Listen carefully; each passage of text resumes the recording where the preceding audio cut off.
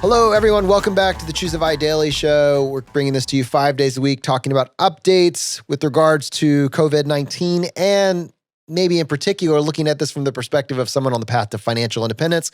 To help me with this, I have my co-host Brad here with me today. How you doing, buddy? Hey, Jonathan. Yeah, I'm doing quite well. Just obviously trying to go day by day here and just try to come up with strategies to, just live our best life, just like always, right? That's really the interesting thing about this is, while it seems like everything has changed, and obviously a lot has, like at the heart, we're trying to live our best life and just trying to optimize and figure out what works and save money. And I mean, even just like little random things. Like I was thinking about like ways that I save money that some people don't even think about. Like every single time that we purchase something online, essentially other than at Amazon, I search for a coupon code for that retailer. And I know this sounds silly. Like to a lot of people who do this, this is just like one of those, oh, of course you do that. But so many people I find like don't even do this. So like every single store I shop, even when we're buying a pizza from like Papa John's, this is a couple of weeks ago, but I would just search Papa John's coupons and a whole bunch, Retail Me Not, Coupon Cabin, all these different sites show up, and there might be some coupons that work, some that don't, and you just kind of keep trying. Like I look at it as like this fun little experiment, and obviously I'm not wasting a half hour trying to find $1 off coupon at Papa John's, but like if I can just do that in a minute or two, and like I've seen this work at retail sites that I get 10, 20, 30% off just for that simple Google search. So just these tiny, tiny little strategies. Again, like we think about FI as this aggregation of marginal gains, right? Like just improving these tiny little 1% ways in life. And like, to me, this is an example of a 1% improvement that really can make a difference over time. It's funny. I'm one of those people that I'm like, somebody doesn't do that? Everybody has to do that. And you're totally right. It's like a scavenger hunt for adults because like 70% of the coupons don't work, but there will be one that does. And I will find it. Yeah, isn't that fun? It's like the best feeling in the world when it finally hits and it's like, yes, your coupon has been approved, 18% off or something. It's like a coupon that says spring 2017. You're like, that won't work. Oh, yeah? Very cool. So diving right into it, like finding routines. I've been recently getting obsessed with David Goggins clips. There was a book released called Can't Hurt Me. And it's this guy that just found this incredible amount of willpower and basically transformed the human being that he was to who he wanted to be, and just went through this remarkable physical and mental transformation. I mean, it's incredible. And he's a motivational speaker now. He's a fitness guru. I mean, all these different sorts of things. But at its core, this clip that really stuck with me was he's just in his living room. The audio quality isn't like particularly great, but he's just kind of like talking to the video camera. And he's basically saying, like at a time like this where you're going into isolation, it's not just a physical thing, it's a mental game as well. And what I would encourage you to do is if you're going to go into isolation from a mental place, come out the other side a savage. Use this opportunity to lean into new routines. And I was kind of pairing that with the miracle of the YouTube algorithm, and it was showing me a Joe Rogan clip, and he was talking to someone that had been around this guy for like 30 days. And the guy was sharing a story about how David Goggins like got him, took him out to go do a pull-up bar, and Goggins tells him to do, like 100 pull-ups. And the guy's like, well, I can't do that. He's like, well, do as many as you can. And the guy did like 4 or 5. And then it's like, all right, get up there again. And did another 2 or 3. And he's like, and then he couldn't even do another one. And Dave was like, all right, well, we're going to stay here until you get 100 done. They stayed there for hours and they got the 100 done. And it just struck me that like in a time like this where you can't do anything you just want to do, maybe do something you don't want to do. Maybe do something that sucks, but just lean into it from a place of, you've always had these excuses saying you never have any time. You're too busy in life. You're not busy right now. All you have is time. What's that one thing that you should do, you've wanted to do, but you just get in your own way? Do that. And that was kind of cool. And that's kind of what I'm using this opportunity for, just kind of as a physical challenge. Like I'm gonna go out there and I'm gonna do 100 pull-ups. game on, like, or you're like, well, I can't run for more than 5 minutes at a time. What if you ran for an hour? What would that look like? What if you ran for 2? Like, how far can you push yourself, in this kind of environment? What if this was an opportunity to build your mental stamina, your inner game? So David Goggins, you're inspiring me right now. So I'm stepping it up.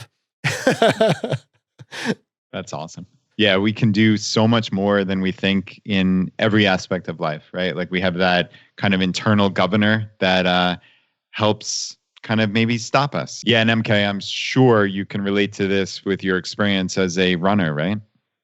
Absolutely. I mean, it's a challenge, but it's rewarding. And I will say every time I step up to the start line of a race, I just think, why in the world did I do this? I want to be asleep. I want to be warm.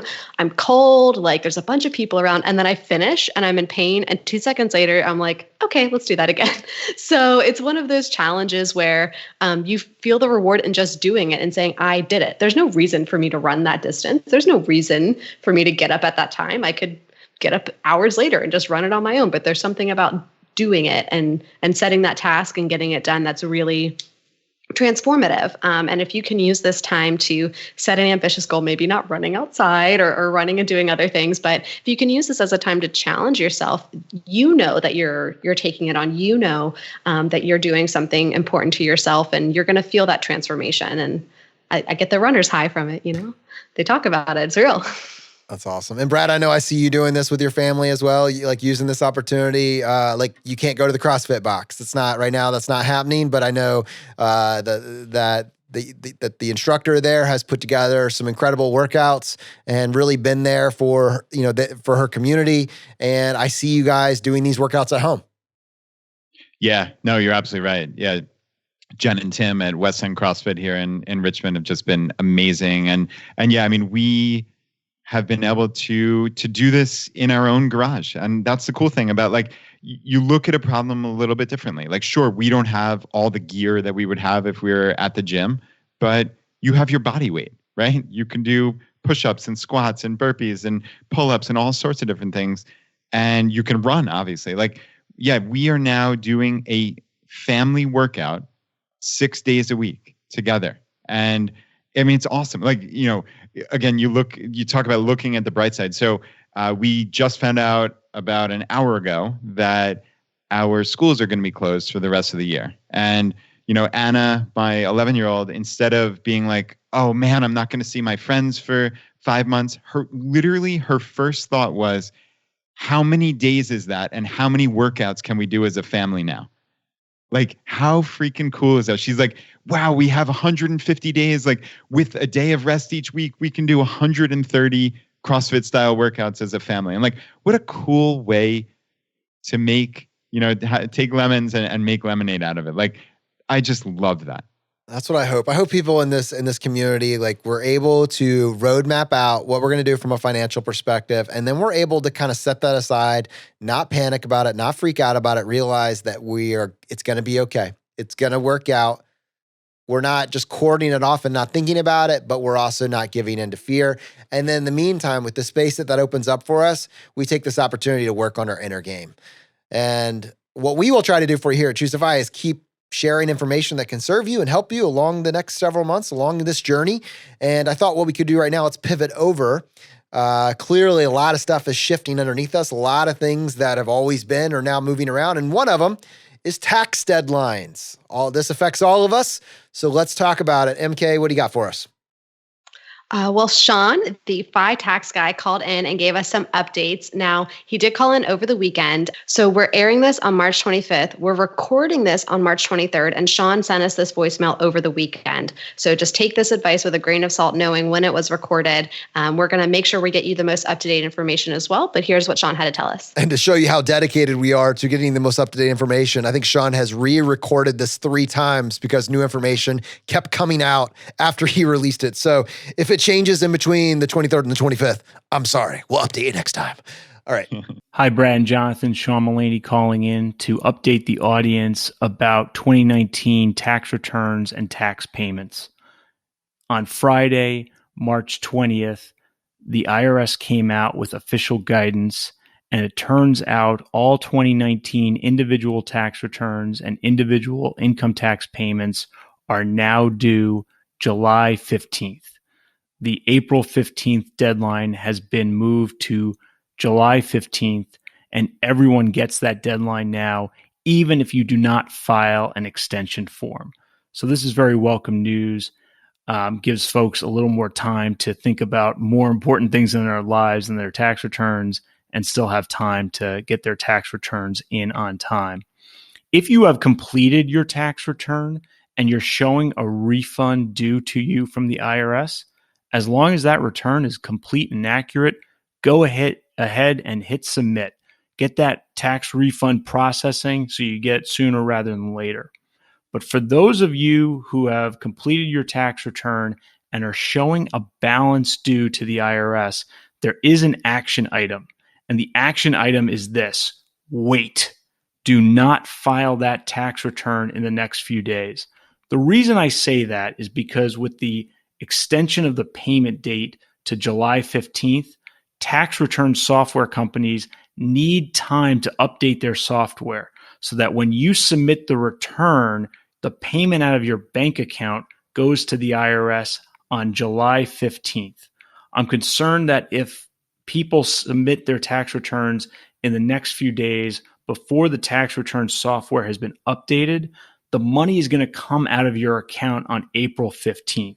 We don't want that to happen. You are now entitled to an interest-free loan from the government until July 15th.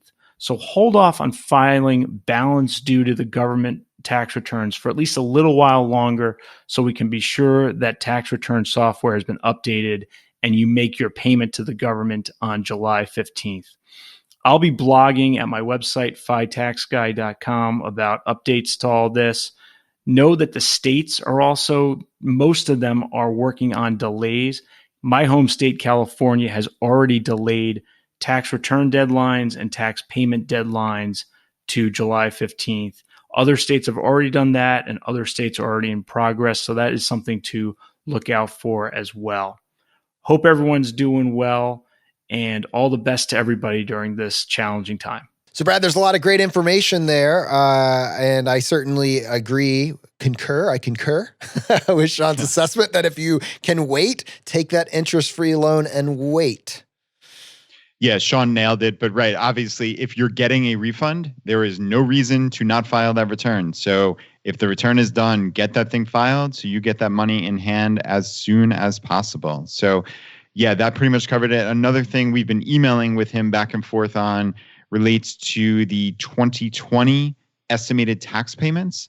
And there's still some up in the air right now here. And this is evolving. So as of right this minute, what we know is that quarter one estimated payments actually got pushed back to July 15th. But oddly, quarter two estimated payments are still due their normal due date of June 15th, which is actually a month earlier, right? So that is completely illogical. And Sean followed up and said there's a new Senate bill that would push not only Q1 and Q2, but Q3 estimates all being due on October 15th, but that is not finalized. So as he said, the estimates are very much a quote, stay tuned. So we will keep everyone updated, but at the very least, the quarter one estimated payment is not going to be due until July 15th. So the first estimated payment as of right this minute that you have to make is Q2 on June 15th.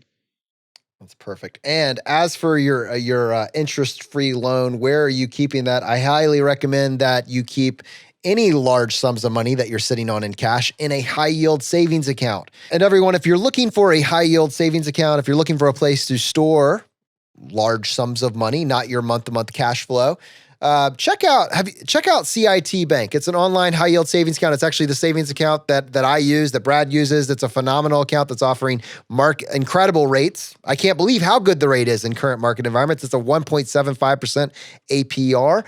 And if you are in need of an emergency fund and simultaneously you want to support the show, give it a shot. ChooseFI.com/CIT. All right, MK, I'll give you the platform. Any final thoughts?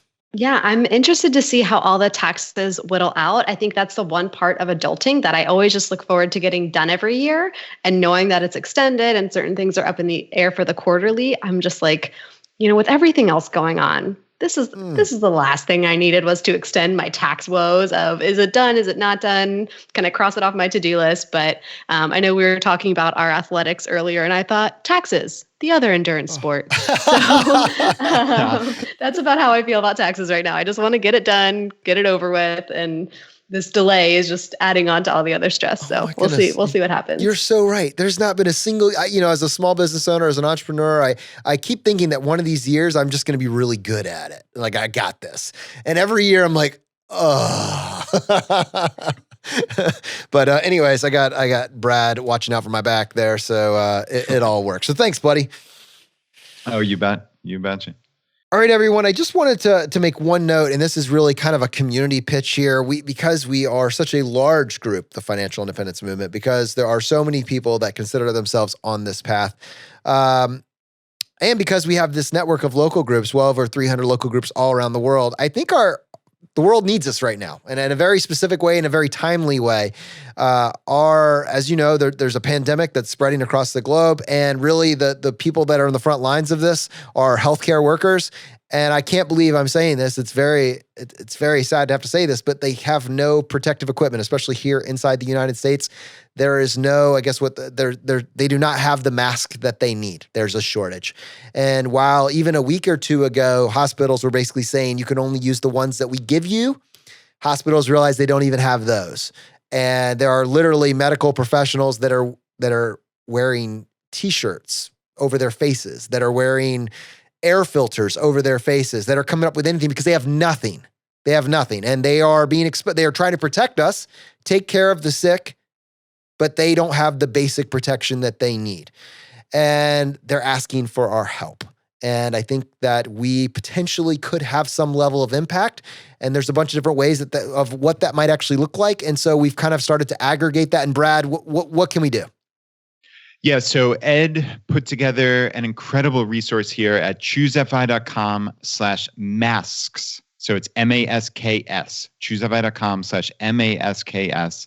And it looks like he has at least 11 different options of potential sources of donations or other ways to procure these masks to get them in the hands of the people that need them, our doctors and nurses and medical professionals all across the country. So this is the most important thing we can do right now. So if we can come together and help in some way as a community, I think this is really, really important. And Ed jokingly put, this page was hastily built to meet an urgent need.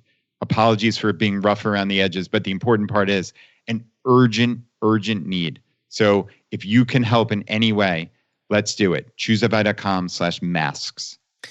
All right, everyone. Thanks for being here. Thanks for joining us on this continuing coverage, this daily show, Monday through Friday. We're going to get through this. We are. And in the meantime, we're going to do our best to provide you resources to help you on this journey. Thanks for joining us as we continue to go down the road less traveled.